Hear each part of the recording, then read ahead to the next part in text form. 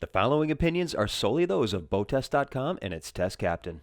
Hi, Captain Steve for BoatTEST.com, and today we're conducting a sea trial and features inspection of the Stuart Boatworks 23cc, a resin-infused center console certified for single or twin-engine power, topping out at 300 horsepower.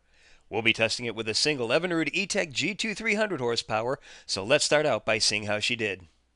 The Evinrude E-TEC G2 300 is probably the most technically advanced outboard engine on the market in class.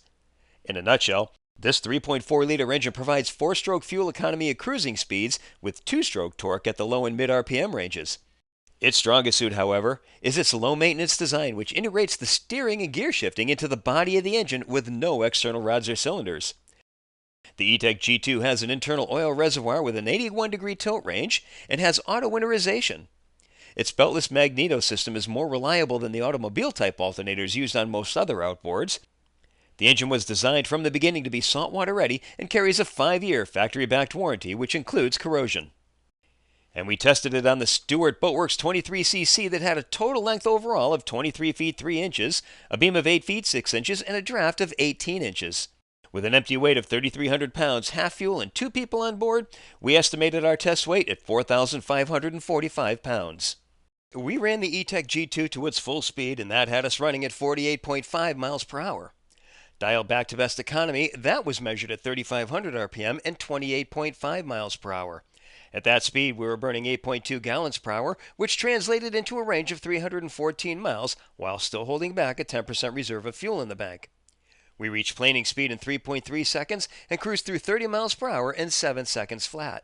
As for her handling, the Stuart 23 has a unique bottom design for a center console with a sharp bow entry that rolls out into the rounded bottom that has 17 degrees of deadrise at the stern. A keel helps improve tracking, and there's a single strake on each side with hard chines. The idea is to keep as much of the boat in the water as possible. We ran her in 1 to 2 foot seas and light winds and found that she rode smoothly with and against the waves. Because the boat is designed to have more of the running surface in contact with the water, she carved through turns with hard chines adding grip. We measured 34 inches of freeboard forward and 31 inches aft. Overall, an impressive ride. Now, let's get to the dock and look over some of her more notable features. To begin with, there's a sizable and virtually clutter-free swim platform with no well thanks to the G2's integrated steering that eliminates the components from the boat. We measured 25 inches by 6 feet 6 inches. The cockpit space measures 7 feet by 33 inches with a safety factor from a 26-inch cockpit depth. There are large deck boxes to both sides. A third hatch leads to bilge access and the fuel filter. There are deck drains to both sides and a raw water washdown to starboard. The bird's-eye leaning post has a grab rail surrounding the 4 rod holders and 2 drink holders. A removable cooler can go underneath. Moving to the helm, we notice that there's plenty of room between the seat and the console. Others compromise this to provide more cockpit space.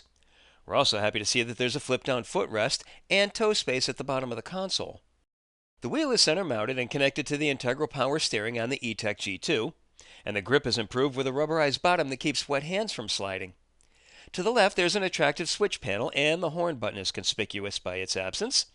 The rest of the panel is dedicated to the VHF, stereo, icon display, and small multifunction display. The engine control is fly-by-wire, so no cables to stretch or snag.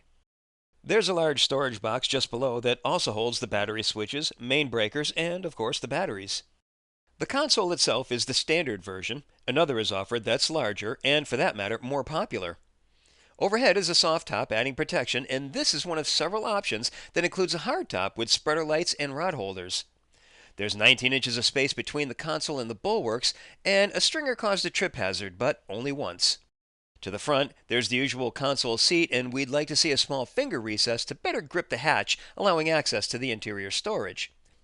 Moving to the bow, choose from either an open model or one with seating as we have here, both including 29 inches of bulwark height. In this case, the space between the seats starts at 40 inches at the rear and narrows to 14 inches ahead. In the open version, 2 feet at the bow opens to 6 feet 5 inches at the console seat. Fore and aft, we measured 6 feet 7 inches. There's the usual storage under the seats, and here we do have the finger spaces that make it easier to open. Turn and lock latches keep the hatch secure.